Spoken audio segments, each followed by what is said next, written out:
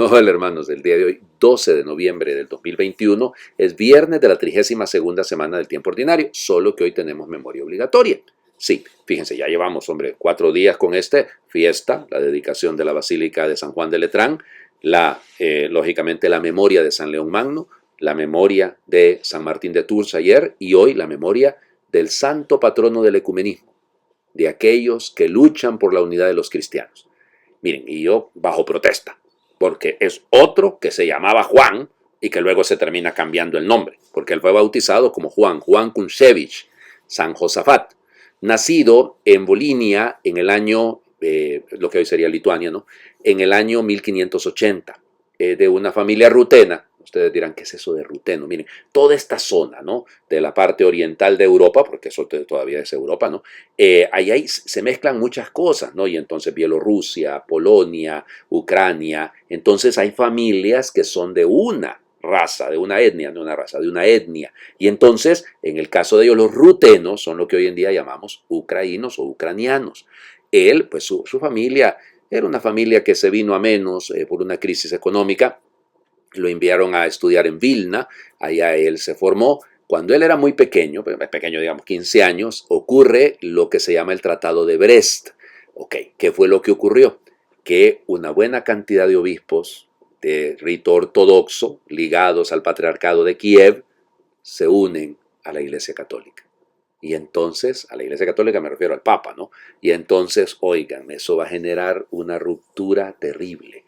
Él pues lo quisieron hacer comerciante igual que el papá, pero él no quería ese camino y entonces entró como monje en la orden de San Basilio. De hecho, hay una orden que se llama los Basilianos de San Josafat, porque él reforma esa orden. Y entonces, para que vayamos un poquito rápido, no por el tiempo, él en 1604 entra como monje y es ordenado sacerdote en 1609. Y allí, pues en 1617 comienza la gran reforma del nacimiento de lo que, como les digo, es la orden basiliana de San Josafat. Él será ordenado, primero, bueno, estuvo como archimandrita en su monasterio y luego pues es ordenado obispo de Pólox. El Papa Pío V lo nombra obispo de Pólox y entonces empieza toda su gran obra. Olvídense, interesantísimo. Miren, se cuenta que era el más piadoso de los monjes, decían sus compañeros, y tenía muchos arrebatos místicos. Incluso se dice que en algunos momentos, cuando él estaba celebrando la Santa Eucaristía, se miraba que había colaboradores a su alrededor. Sí, eran ángeles. Eran ángeles. En su habitación, en muchas ocasiones, hubo momentos en los que miraban como que había un fuego adentro, como que se estaba quemando el monasterio. Y llegaban, y era sencillamente él de rodillas delante de un crucifijo. Hay varios testimonios que dicen que él, rezando delante de la imagen de la Virgen, se miraban salir rayos de la imagen de la Virgen. Bueno, igual, hay un montón y en el momento de su muerte, de su martirio, porque él es mártir, incluso hay otro montón de detalles bastante particulares. Se le llamaba el ladrón de almas. Sí, porque él, o el arrebatador de almas, porque él con su predicación lograba que muchísima gente entrara en comunión con la Santa Madre Iglesia. ¿Qué fue lo que pasó? Bueno, miren, visitando el pueblo de Vitebsk, llegó un grupo de personas que empezaron a acusarlo, el amigo del Papa y todo aquello, y entonces al inicio nadie lo tocaba, pero era una masa de gente, pero en eso dos se metieron y lo empezaron a golpear y ya todo el mundo empezó a actuar en contra de él. Miren, lo que se cuenta de lo que pasó, ustedes pueden creerlo o no creerlo. Fue el 12 de noviembre de 1623. Dicen que había una mujer que lo tiraba de la barba, se lo arrancaba, y esa mujer quedó ciega. Y luego hubo un montón de cosas. Tiraron el cuerpo, porque lo martirizaron, luego lo tiraron al río Dimna y fíjense, 5 días después hubo una luz fuerte que salió de un lugar, porque claro, no esperaba que el cuerpo estuviera lógicamente perdido, dañado, pero lo encontraron y el cuerpo estaba intacto. El cuerpo estaba intacto y se mantiene de esa manera, tirado después de 5 días a un río, en el agua. Piensen ustedes, ¿no? Y miren, un montón de milagros. Y el gran enemigo de él, que era el arzobispo de Kiev, luego, unos años más tarde, se convierte. Y los mismos que lo habían matado, prácticamente todos se convirtieron. Todos volvieron a la unidad de la iglesia. Bueno, yo pensaba en estos días precisamente hablando, de tantos otros que han muerto precisamente buscando la unidad. Pensaba ayer en San Martín de Tours, ¿no?, que murió precisamente en Candés porque iba a procurar la unidad, porque había una división entre los sacerdotes de esa comunidad y la iglesia estaba dividida. El caso de San Josafat, bueno, dar la vida por la unidad y la reconciliación de nuestros pueblos, yo creo que sería una vocación preciosa, ¿no? Pero vamos a las lecturas del día de hoy. Seguimos, lógicamente, ya acuérdense que estamos leyendo el libro, miren que siempre tengo la tentación de decir la carta, el libro de la sabiduría, capítulo 13, versículos del 1 al 9. Insensatos han sido todos los hombres que no han conocido a Dios y no han sido capaces de descubrir a través de las cosas buenas que se ven a aquel que es y que no han reconocido al artífice, fijándose en sus obras, sino que han considerado como dioses al fuego, al viento, al aire sutil, al cielo estrellado, al agua impetuosa o al sol y a la luna que rigen el mundo. Sí, fascinados por la belleza de las cosas, pensaron que estos eran dioses. Sepan cuánto los aventaja el Señor de todas ellas, pues fue el autor mismo de la belleza quien las creó. Y si fue su poder y actividad lo que los impresionó, deduzcan de ahí cuánto más poderoso es aquel que las hizo. Pues reflexionando sobre la naturaleza y hermosura de las criaturas se puede llegar a contemplar a su creador. Sin embargo, no son estos tan dignos de reprensión, pues tal vez andan desorientados buscando y queriendo encontrar a Dios. Como viven entre sus obras, se esfuerzan por conocerlas y se dejan fascinar por la belleza de las cosas que ven. Pero no por eso tienen excusa. Pues si llegaron a ser tan sabios para investigar el universo, como no llegaron a descubrir fácilmente a su creador. Palabra de Dios. Te alabamos, Señor. Bueno, vamos por partes en esto, ¿no?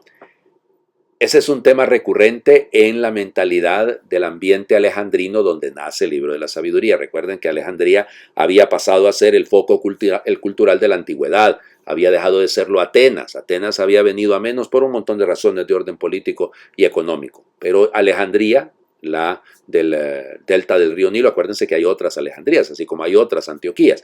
En fin, en Alejandría, que llegó a tener un poco más de 1 millón de habitantes, era un centro cultural muy grande. Y entonces el tema de la gnosis, el tema del conocimiento, acuérdense que ahí va a surgir muchas escuelas gnósticas, por ejemplo. Entonces, claro, el autor dice, se han fascinado con la belleza de lo creado.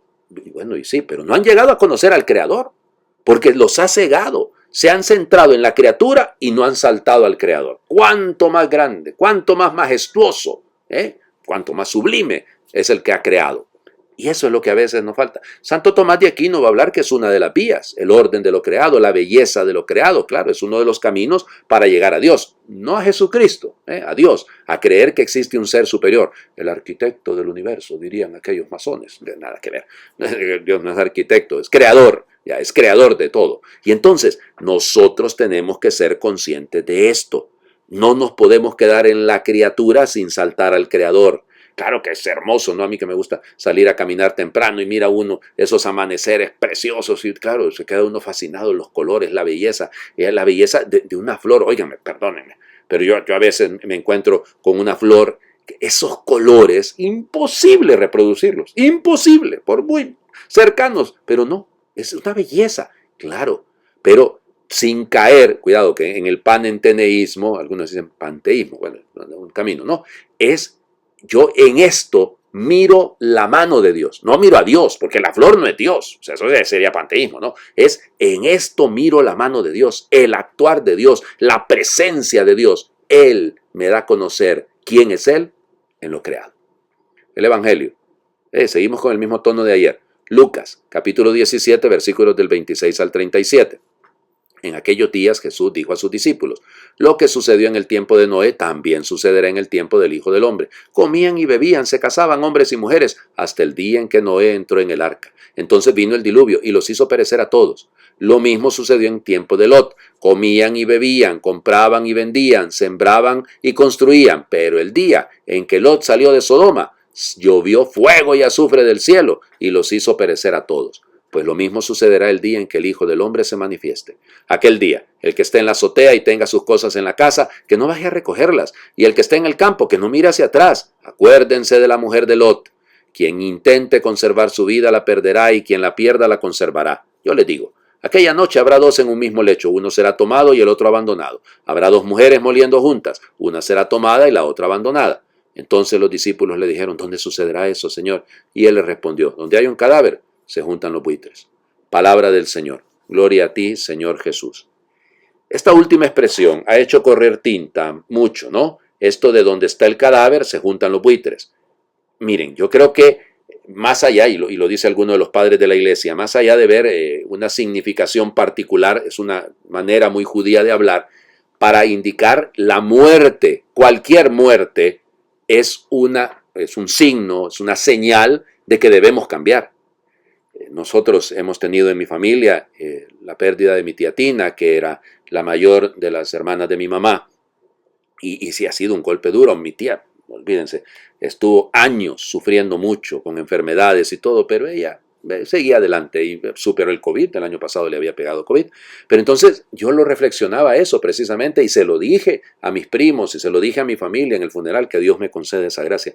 Yo no voy a poder nunca pagarle al Señor tanta bendición, fíjense, porque ustedes pueden orar y podemos, pero yo pude confesar a mi tía, pude ungir a mi tía y pude celebrar el funeral de mi tía y enterrar a mi tía. Esa es una gracia que los sacerdotes tenemos, que no tienen otros, perdón que se lo diga, y eso es una gracia y una responsabilidad muy grande. Pero entonces yo pensaba en esto y pensando en este texto, porque ya estaba pensado, ya lo había leído, y me quedaba con eso, ¿no? Es que toda muerte, la muerte de mi tía, sí, yo la miré una semana antes de que muriera, sí es cierto. Bueno, entonces nos tomó por sorpresa. Yo estaba aquí sentado trabajando cuando mi mamá me llamó. Bueno, como ocurrió con el arca de Noé, con Sodoma, es decir, es de repente esto. Entonces por eso toda muerte, toda enfermedad debería ser un reclamo para nosotros. Hombre, para que seamos conscientes de que cuándo será la venida del Señor. Hoy viene, porque hoy el Señor me está llamando a vivir. Hoy el Señor me está diciendo, mira para adelante, no mires para atrás. Acuérdense de la mujer de Lot. Con la mirada hacia adelante, positivos, claro, conscientes de nuestra fragilidad, conscientes de nuestras posibilidades, porque el día y la hora nadie lo sabe. Ay, padre, pero ahí está lo del rapto, porque dice que si hay dos en un lecho, uno será llevado y el otro tomado. Y una vez iba manejando detrás de un carro que le tenía una calcomanía atrás que decía, no eso, el ocupante de este vehículo el día del rapto estará vacío. Y yo, ay Dios mío, porque no va a ser ahorita porque no voy a pegarle yo al fulano, al carro porque se va el otro. No, miren, no caigan en esas cosas, oigan. Esa es una imagen muy judía de hablar. Hombre, hay decisiones, ¿no? Que usted tiene dos opciones. O se salva o se condena. No hay otra. No hay otra. Hacer el bien o el mal. No hay otra opción. O sea, tenemos que tomar la opción correcta. Eso es lo que nos toca. Conscientes de que tenemos en nuestras manos el hacer lo que es correcto. Les invito a hacer oración.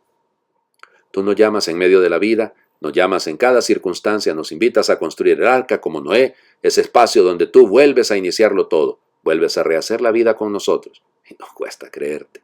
Vivimos superficialmente y deprisa, sometidos por el egoísmo, ese ladrón que nos roba la alegría y nos deja sin ánimo para seguir adelante. No distinguimos al ladrón y para cuando nos damos cuenta, ya nos lo ha robado todo.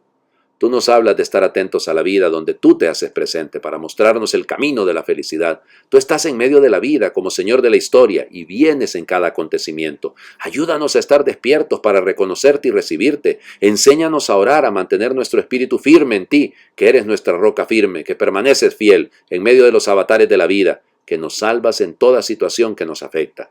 Que nos encontremos contigo en cada circunstancia y en todo momento y sepamos disfrutar de tu presencia y señalarla a cuantos no te encuentran. Amén. El Señor esté con ustedes. Les bendiga Dios por intercesión de San Josafat, el que es Padre, Hijo y Espíritu Santo, y su bendición descienda, les acompañe siempre. Un feliz viernes para todos.